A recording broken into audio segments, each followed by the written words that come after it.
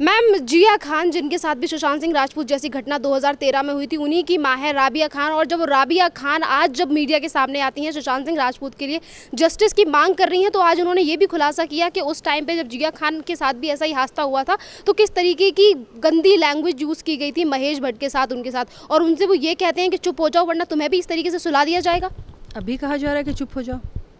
बहुत आश्चर्य की बात है और वही तो ज़रूरी बात उठता है और हर जनता के नब्ज में ये बात समझ में आ गई है कि राबिया खान उस समय पे उनके साथ इंसाफ नहीं हुआ, क्योंकि उसमें महेश भट्ट, सलमान खान जैसे, सलमान खान तो खुल कर के सामने आए थे सूरज पंचोली को बचाने के लिए।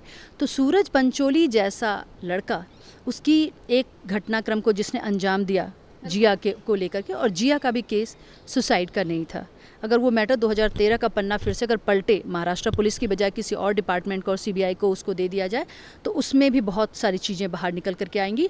और जब तक किसी के साथ गलत नहीं होता, अंदर जो उत्पीड़न, मतलब जो फील होता है, जो उत्पीड़न हुआ है उनके साथ, वो लहर बार बार, जो गुस्सा है, जो तड़प है ना, वो बार बार बाहर निकल कर नहीं आता। और कहीं ना कहीं जिया खान के साथ ऐसा हुआ था, और जिसकी वजह से उनकी माँ की वेदना आज भी जिया खान को लेकर के मतलब जिंदा है और जीवित है। जहाँ तक बात रही, आपने बात करी करण जौहर को लेकर के या महेश भट्ट को लेकर के आप बात कर रही हैं।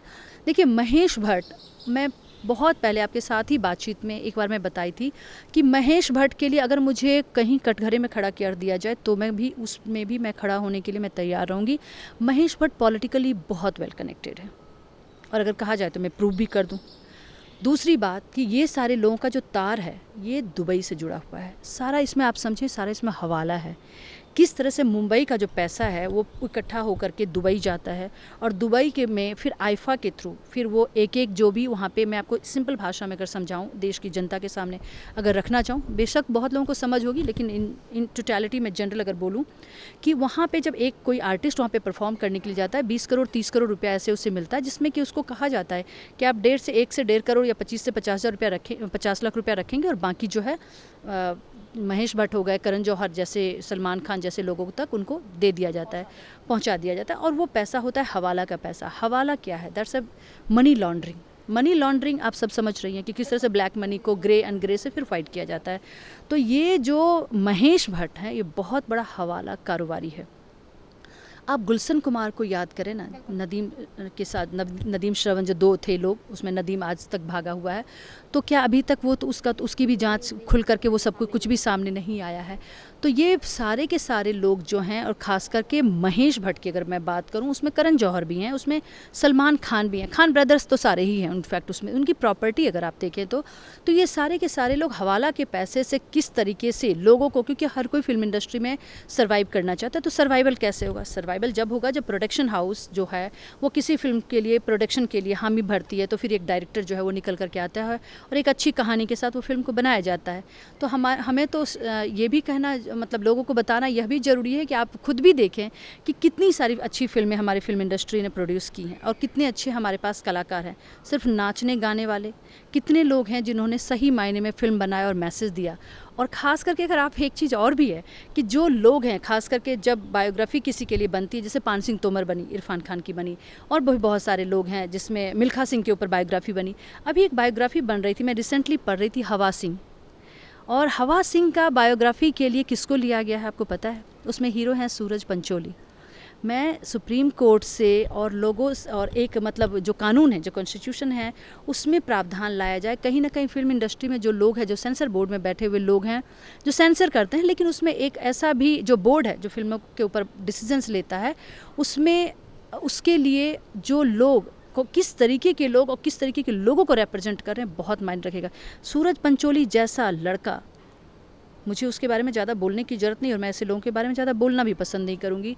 अगर हवा सिंह जैसे का जो ख्याति है, जो किरदार, जो ख्याति है जो उन्होंने कमाया है लाइफ में, और अगर उस जैसा इंसान अगर उसको स्क्रीन पे प्ले करेगा, तो कहीं ना कहीं वो अपनी छाप जो है ना, वो चेहरा अगर आप देखें तो लोग हवा सिंह को सूरज पंचोली के तौर पे याद करेंगे, और उसकी छवि बहुत ही साफ़ सुथरी हो जाती है। तो ऐसे घटिया काम को अंजाम दे करके आप एक अच्छे इंसान का बायोग्राफी प्ले नहीं कर सकते।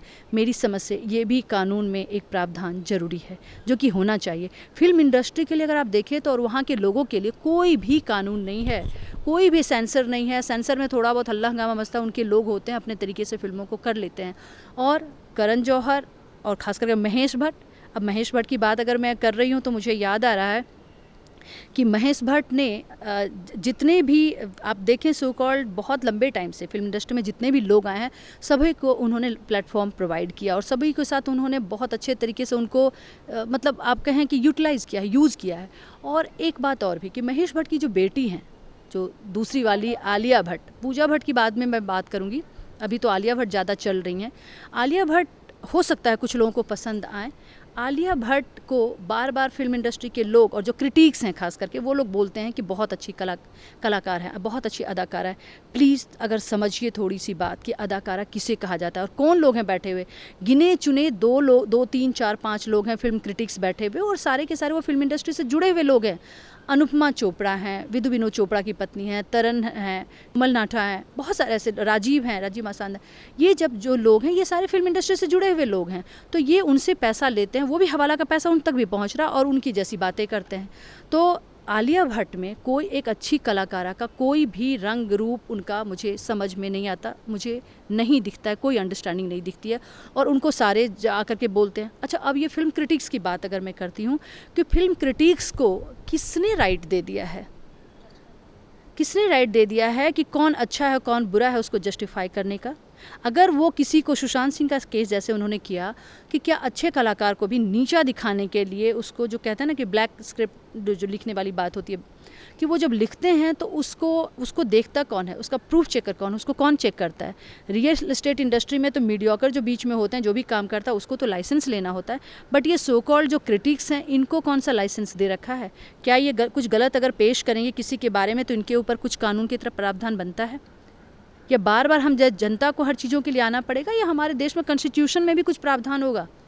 तो संसद कहाँ सोई हुई है? और संसद को जगाने के लिए 74वां हम स्वतंत्रता दिवस मना रहे हैं, और मैं सही मायने में मैं बहुत मायूस हूँ कि 74 वर्षों में हमारा देश बहुत आगे नहीं बढ़ पाया है, हमारी मानसिकता बहुत अच्छी नहीं बन पाई।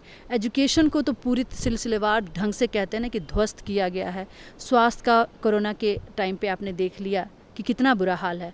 अब रही बात कि कुछ लोग कहते हैं, बहुत लोगों का, मैं अभी जब राम मंदिर की बात आई, जब मोदी जी ने उसका शिलान्यास किया, शिलालेख रखा, तो फिर उसमें लोग कह रहे थे क्या हॉस्पिटल के बजाय राम मंदिर बने। मैं कहती हूँ कि हाँ, राम मंदिर बनना ज़रूरी है, क्योंकि अगर हॉस्पिटल आज से कम नहीं है, कोई मोदी सरकार के आने के बाद से ऐसा नहीं हुआ कि हॉस्पिटल की संख्या कम हो गई, जहाँ तक कि लोगों के लिए लाइसेंस की बाध्यता बन गई कि बिना लाइसेंस का आप इंस्टीट्यूशंस को नहीं चला सकते। हर चीज़ में देखा जाए तो हमारे जो भगवान हैं उनके जो अच्छे कर्म किए हुए हैं जिन लोगों ने किया है, और जो अच्छे कुछ लोग हैं, ये हमारी जो कर्म भूमि है और धर्म की जो भूमि है, इसी की बेसिस पे आज भी हम जीवित हैं कि बिना हॉस्पिटल के भी कोरोना जैसे काल में भी हम कहीं ना कहीं कोरोना को मात देने में हम सक्सेसफुल रहे।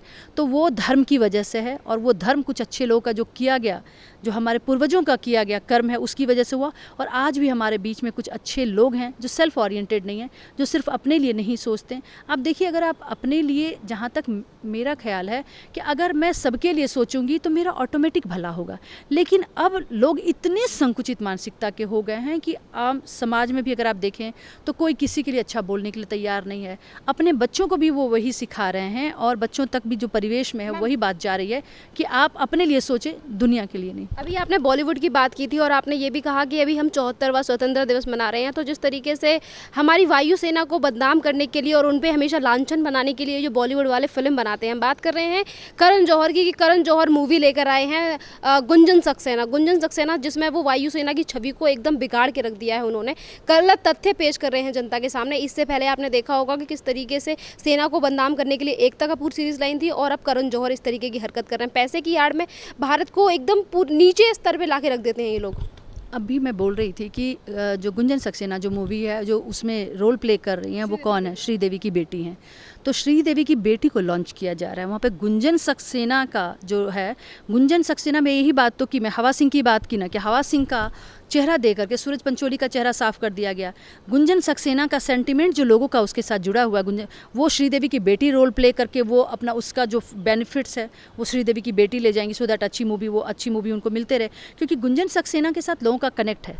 एकता कपूर जैसे बिकॉज ऑफ द कारगिल वार। और एकता कपूर जैसी लोगों को तो खैर, that lady is pathetic, I can only say, वो कुछ भी कर सकती हैं। घर घर के अंदर जो उन्होंने गंद फैलाया है अपने जितने भी सीरियल्स हैं उसके माध्यम से, कि इसके ऊपर सरकार जानबूझ करके करा रही है। और हमारे मंत्रालय में भी बहुत सारे इन्फॉर्मेशन ब्रॉडकास्टिंग में बैठे हुए लोग हैं जो इतने लंबे समय से, जो बजाज टेलीफिल्म जो भी है उसके ऊपर आज तक ये कोई भी कार्रवाई नहीं कर पाए, और साथ में उनको उन्होंने राष्ट्रीय पुरस्कार से सम्मानित कर दिया है। तो ये सारे लोग इसी वजह से करते हैं, सो दैट कि उनका छवि को उस तरीके से पेश किया जाए, निखारा जाए। दूसरी बात रही कि आप ये देखें कि जितने भी रोड के नाम हैं, जितने भी प्रोजेक्ट्स के नाम हैं, वो या तो गांधी फैमिली से रिलेटेड आपको मिल जाएगा, नहीं तो अकबर, बिरबल, बाबर, जो भी हमारे पुराने लोग हैं, दारा शिकोह, सबके नाम पे मिलेगा। और साथ में अब जो सरकार आई है वो भी शायद कुछ ना कुछ वही हो रहा है कि ठीक है, कुछ आदर्श अटल जी के नाम पे है, कुछ दीनदयाल उपाध्याय के नाम पे। मैं पूछती हूँ, क्या सेना में हमारे लोगों ने काम नहीं किया है? कितनी कुर्बानियाँ हुई हैं हमारे देश के अंदर।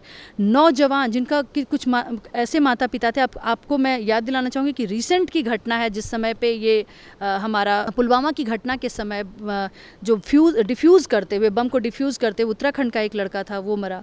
और एक बहुत सारी ऐसी फैमिलीज मरी हैं। तो जो अपने लाल को खो देती हैं, परिवार खो देता है, जिसका कि भरण पोषण मुश्किल हो जाता है, उसके दुख के साथ वो हमेशा जीता है। तो ऐसे एक और भी हमारे बीच में कालरा थे। तो ये सारे ऐसे कुछ नाम हैं कि जिनका क्या फिल्म इंडस्ट्री में भी बहुत बेहतरीन कुछ लोगों ने काम किया है। तो क्या उनके नाम पे कोई प्रोजेक्ट्स नहीं बन सकता? उनके नाम पे फिल्म इंडस्ट्री में क्या कोई प्रोजेक्ट्स, उनको क्या वो आइडेंटिटी नहीं दी जा सकती? जब तक आप उस काम के ऊपर, उन चीज़ों के ऊपर अगर आप ध्यान नहीं देंगे, उनको आइडेंटिफाई नहीं करेंगे, उनको आप एक कहीं ना कहीं एक लोगों के बीच में आदर्श नहीं बनाएंगे, तो ये सारी घटनाएं तो ऐसी ही चलती रहेंगी। हर कोई आएगा। मेरा लास्ट क्वेश्चन बॉलीवुड से रिलेटेड। मैम, जिस तरीके से बॉलीवुड